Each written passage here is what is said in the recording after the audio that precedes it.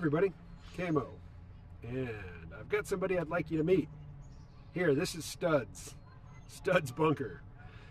I created Studs. I created this image of Studs and all of the images with Studs using Hero Forge. And I think at the time I was just using the free version, which, it's a great time sink. If you got all kinds of time that you don't know what to do with, go design some characters over on Hero Forge. But I designed Studs for use in a role-playing game that I was doing, remotely via Zoom and some other site. I forget the name of it. But I was playing with some old college friends, and we were playing a game called Mothership, which is a rules-light sort of cassette deck futurism, role-playing game, like a space horror role-playing game. And the characters, my friends and I all generated multiple characters each, and the one that I ended up playing the most was this character. Her name is Trix, or Trisha Nixon, but she got, shortened to Trix. And Trix is an android, but she was an android who was created to pass for a human. She was like this sleeper agent assassin who never got activated. But she's pretty bitter. She's a bitter, cynical character. Studs, I never really got to play Studs, or if I did, it was just for one session. He never really saw much action. He was mostly just in my head. But Studs he's muscle. He's a security type or mercenary. He's the big guns kind of character. But, just for flavor, I decided to make him a vlogger. But we were trying to do, realistic space travel, so, no artificial gravity, no faster than light. Everything is just supposedly, like The Expanse, basically. If you've ever seen that show, physics apply. We were trying to do that at first. The no artificial gravity thing makes things really tough. It makes it hard to keep track of, what would do what. Anyway. Never got to play Studs, but I thought about him a fair amount in my head. And his name, as far as I can remember, was a mashup of Studs Terkel and Archie Bunker, and I don't remember what I was going for with that, but he's a vlogger. So he's got his smartphone, he's always talking into his smartphone, but because the ship is traveling not at light speed, but basically away from civilization out into the wilds, and there's places that they're going that are inhabited. But because of the distance, because of the the light lag, he can't really get any real-time feedback from an audience. Even though he is making vlogs, he's uploading them to the the interplanetary version of YouTube. But he can't really get the feedback from the audience that he craves. So his phone is a very powerful thing, and in it there's an AI which simulates an audience for him. So he gets this constant stream of of feedback, of praise, of nitpicks, obvious jealousy, hate watchers and people bad-mouthing him, all of it. But none of it's real. He does have a real audience, but he can't get regular feedback from them because of the distance. So he basically has a fake audience to give him validation and motivation to continue to create his vlogs. And I thought of this recently because I got this email from Michael, not an email, it was a comment posted to a YouTube video. And Michael was talking about how he was conversing with one of the chatbots. I forget if it was Bing or Bard, but one of the big ones. I'll wait for this plane. And I read and responded to Michael's comments about, I forget if it was Bing or Bard, but what he said was, and Michael's point was that he had this blog that he used to write. It was he calls it a non-linear blog. It's it's from my perspective. I've read bits of it. It's feeling, it's atmosphere, it's vibe, but as far as I could latch onto, not a whole lot of narrative or easily identifiable themes. But he asked the AI to take a look at it, and the AI did, and the AI gave him some feedback, which seemed to really not just make sense, but really get what he was going for. And what we say about these chatbots that are based on the large language models is that they are just, they're using statistical methodology to create responses which are seemingly germane, seemingly relevant to the input that satisfies the interest of the person creating the query. but they're not creating anything original. But Michael's point was, nobody's ever talked about my blog. There isn't like a community that the search engine can go and, and read a bunch of posts about Michael's blog and then create something that is similar based on that. All it had was the blog. And, this large language model, which is supposedly just a glorified autocomplete, was able to make not just plausible or intelligible things, statements about the blog, but really insightful things about the blog. And I was reminded of Studs, this character that I created for a game that I didn't really play, And that happens a lot with me in role-playing games, is that I put a fair amount of time and effort into character creation, and then the game never actually gets played.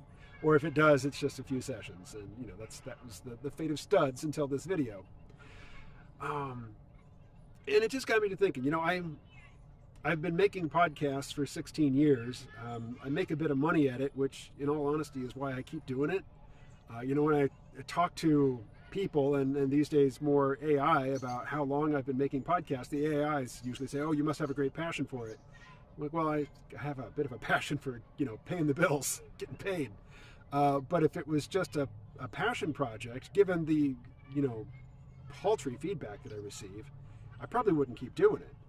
And I don't make any money or any, significant money here on YouTube, but I do reliably get feedback. And, the return on investment, the feedback return on time and effort invested in creating these videos is much greater than it is for podcasting. But I was thinking, in going into the future, might, not just me, but lots of people, voluntarily accept feedback from a simulated audience for the purposes of staying motivated to keep creating. And sometimes I think that in these videos, I'm mostly talking to future AI. Like, yeah, there's a few people, like a couple hundred people, that will check in to see what I have to say. I look at the retention statistics, and, in a 15-minute video, most people have checked out by the 8-minute mark.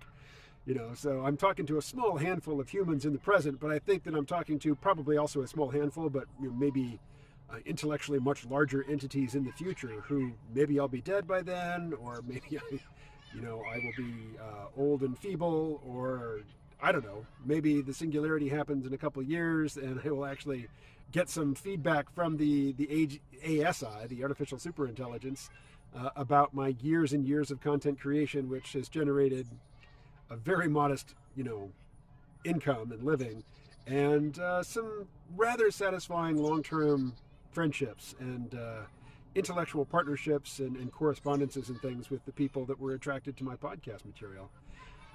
That's all very valuable to me, and I certainly don't want to say, hey, I'd rather just replace that with feedback from an AI which, strokes my ego or whatever. But at the same time, I could really see the simulated audience providing a valuable, psychological service, emotional service, but also a motivational service or a focusing element.